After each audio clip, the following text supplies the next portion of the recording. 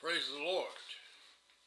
This is Elder Henry Reinhardt coming to you from my home office, and I am very glad to be before you today again to present a very special teaching. First of all, I want to thank God for being alive. Amen. And that statement means quite a lot to me. Amen. Because I almost died in early February of this year. But God miraculously healed me and raised me back up. So I'm so happy and so glad and so thankful to the Lord just to be alive. Having said that, I want to talk to you today, Lord willing, about doctrine. This is a very important topic in the Church of the Lord Jesus Christ, and it is something that is neglected quite a bit by the men of God responsible for shepherding and teaching of the flock. So I want to talk to you a few minutes about doctrine. And I want to say, preachers, if we're not preaching and teaching sound doctrine, we're just wasting our time. I'm going to say that again. This is very important. Preachers, if we're not preaching and teaching sound doctrine, we're just wasting our time, and we may as well go somewhere and just sit down and shut up. Amen. Because whatever we're preaching and teaching other than sound doctrine is worthless. Now let's consider the word doctrine, and let's look at one biblical definition of doctrine. There are several definitions of doctrine, but just let's consider one biblical definition of doctrine. One scriptural definition of doctrine is that it is teaching from God about God that directs us to the glory of God.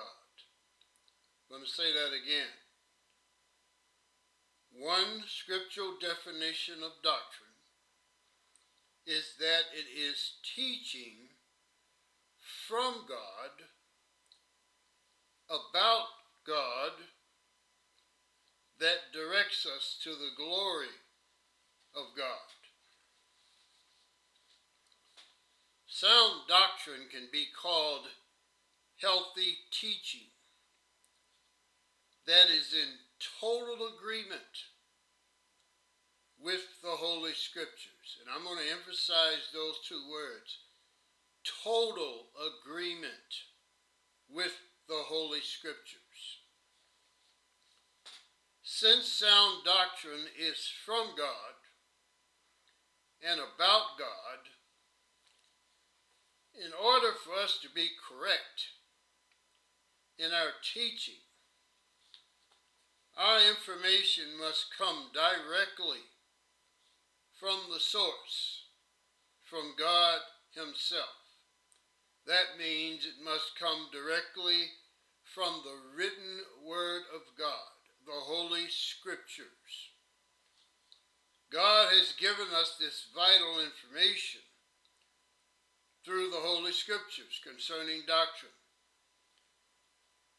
which is written in the Word of God. We are told through the Apostle Paul that all Scripture is given by inspiration of God. And this comes from 2 Timothy chapter 3, verse 16. We're also told through the Apostle Peter that the prophecy came not in old time by the will of man, but holy men of God spake as they were moved by the Holy Ghost. And this is written in the epistle of 2 Peter, the first chapter, verse 21. Many times during his earthly ministry, when asked certain questions or in order to make certain points, the Lord Jesus would say, "It is written."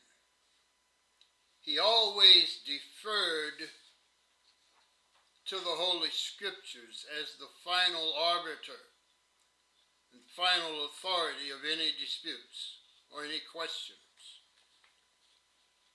As ministers of God today, we should do the same. It is the primary responsibility of pastors and secondarily all ministers of God to preach and to teach sound doctrine.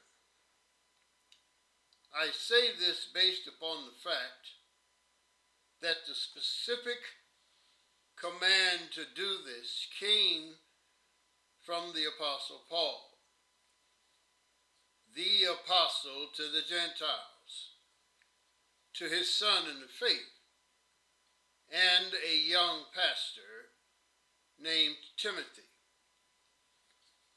Unlike all the other New Testament epistles, the epistles of 1st and 2nd Timothy and Titus were pastoral epistles, and their purpose was to give instruction to pastors on the correct ways to conduct themselves in the house of God and to keep proper order in God's church.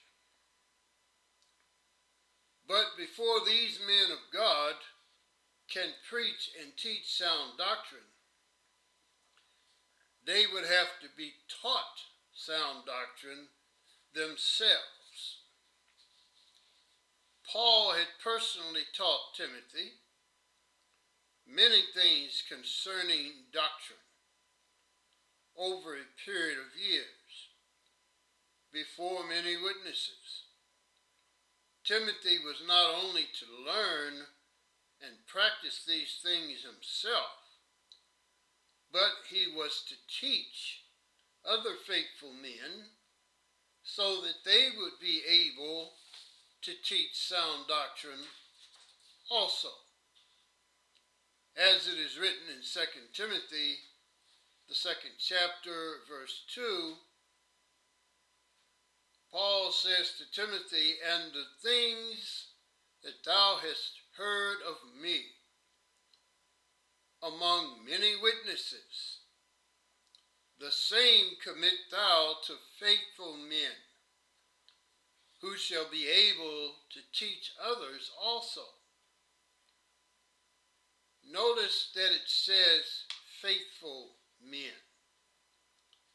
This responsibility cannot be passed on to just any man. This is one reason why Paul instructed Timothy to lay hands suddenly on no man. This had to do with ordaining a man of God in the ministry. A man of God, an elder, is not to be a novice or a beginner.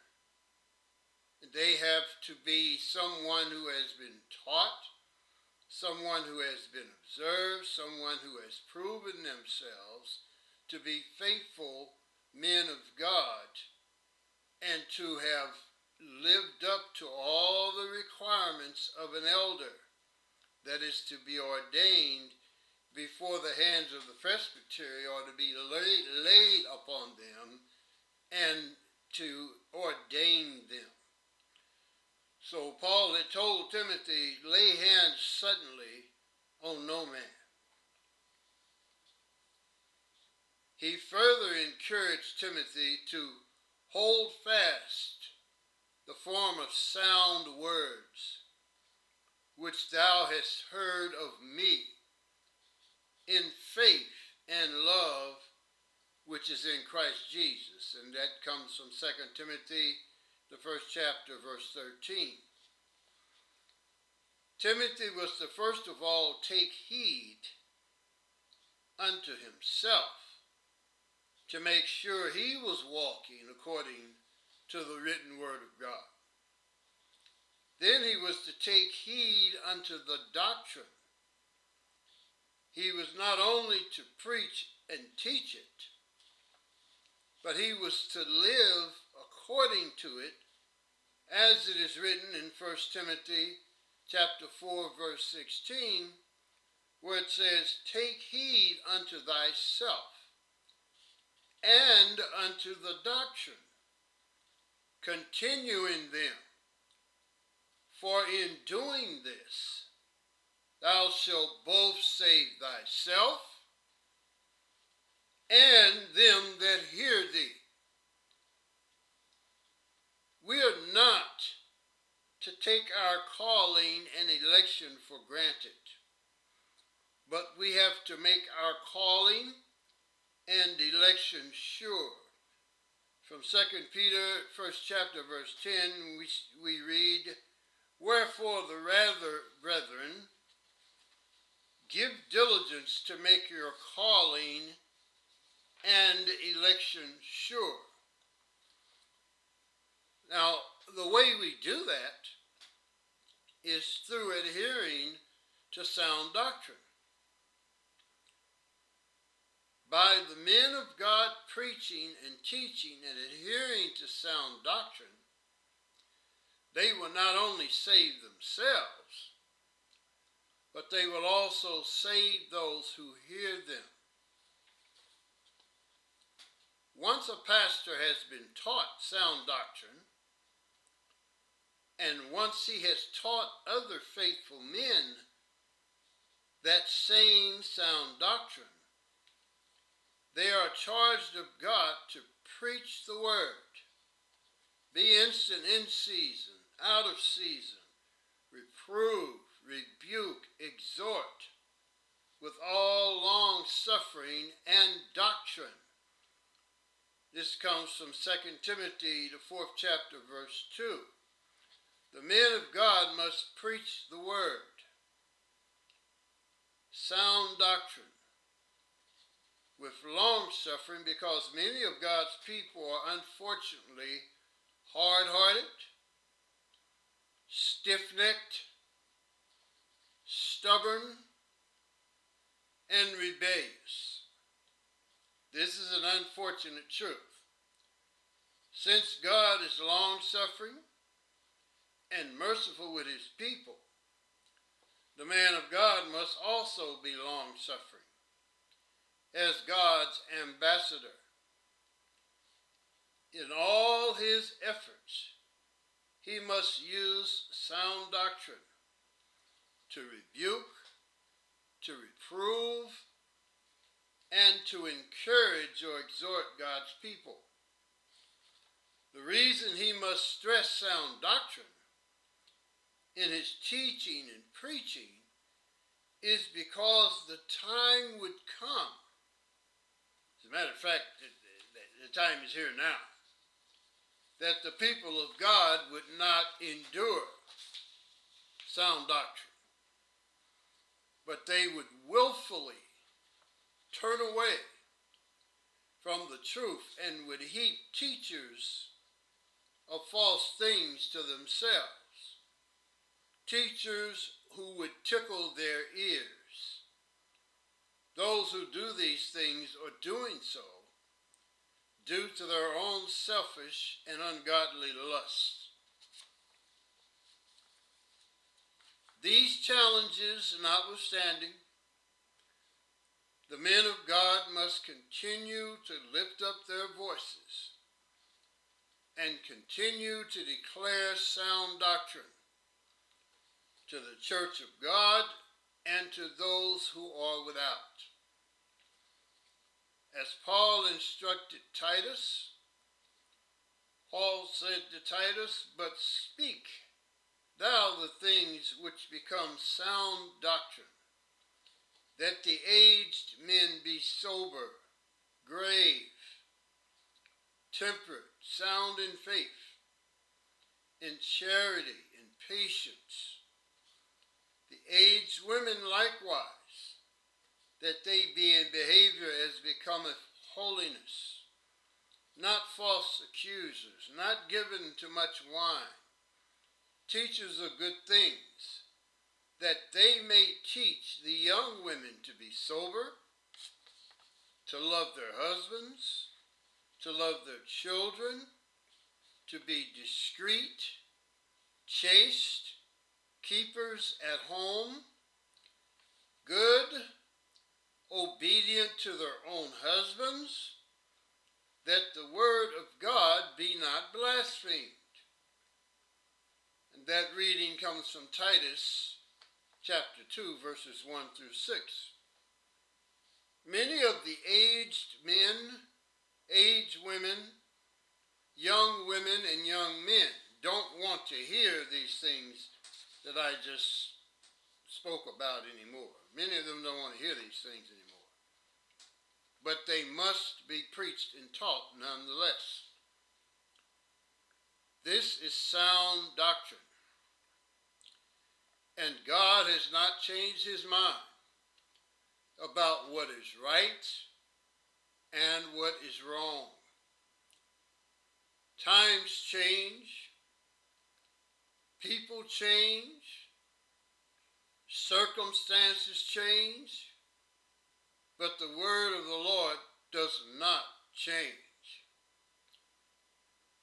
It has been declared, it has been written, and it has been settled in heaven. From Psalm 119, verse 89, "Forever, O Lord, thy word is settled in heaven." When it comes to sound doctrine, these things, among others, are true. Number one, there is but one God and one mediator between God and men, the man Christ Jesus. Number two, there is one Lord, one faith, and one baptism.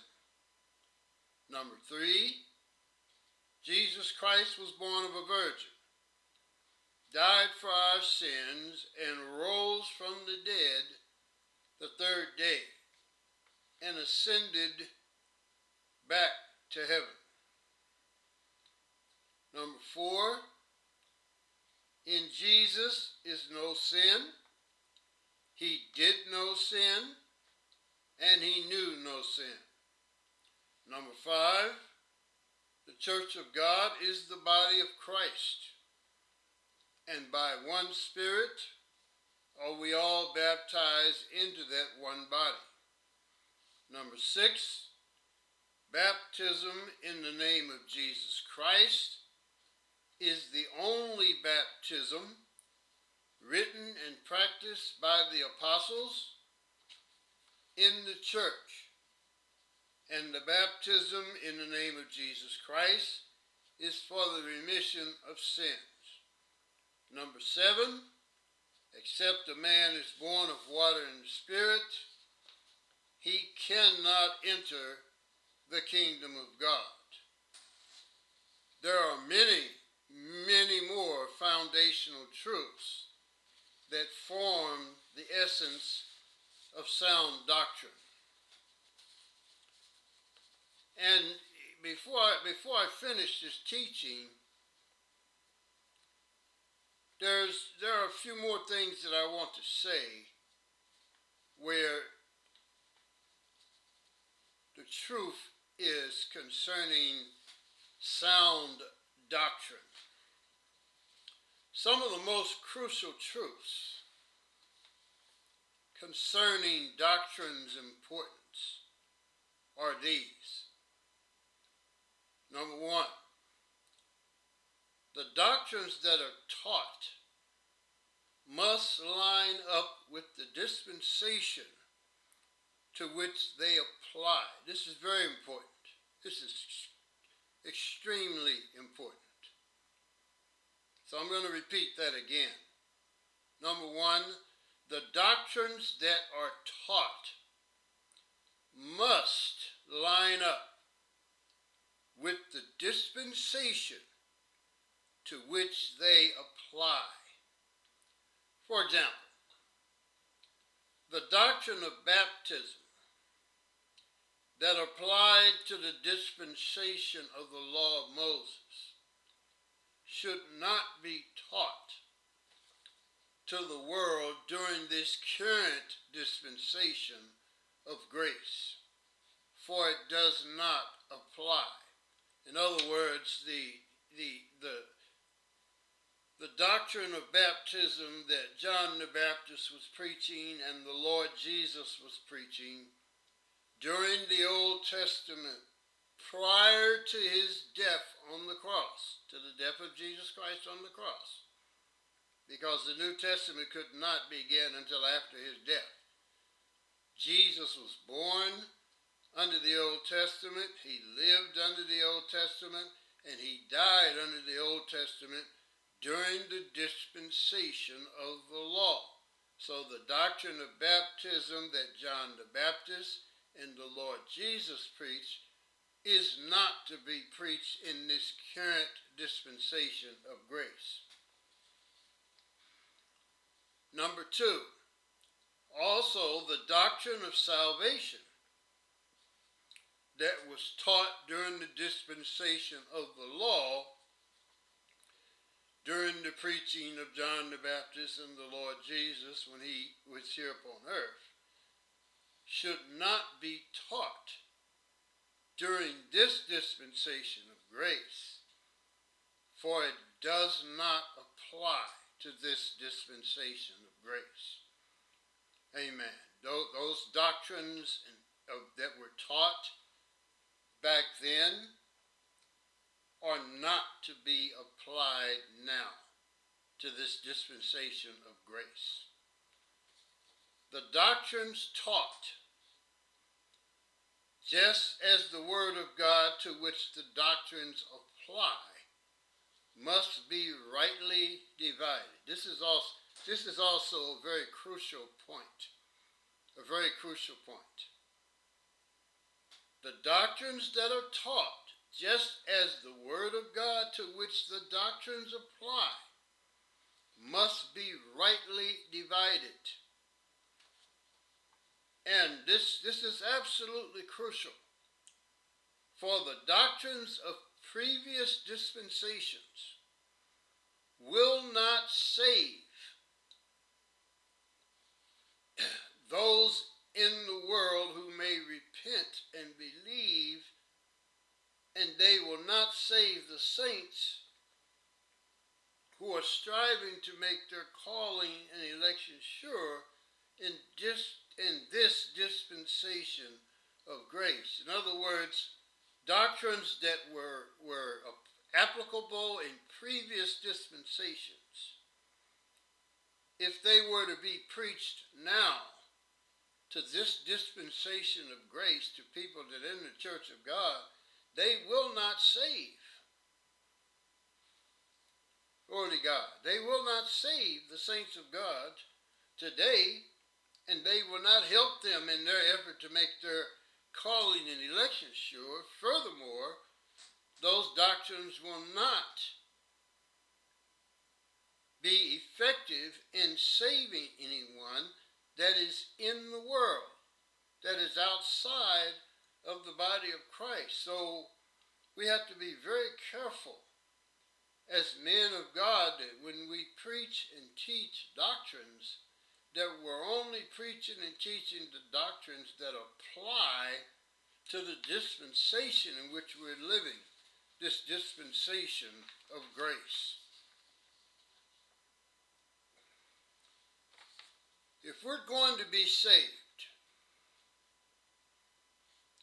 if we're going to reach the unsaved world to get some of them saved, we must do so with the preaching and teaching of sound doctrine that has been rightly divided and that applies to the dispensation of grace in which we live. To abandon sound doctrine is to abandon any hope of true scriptural salvation. And I want to repeat that. To abandon sound doctrine is to abandon any hope of true scriptural salvation. The Lord bless you.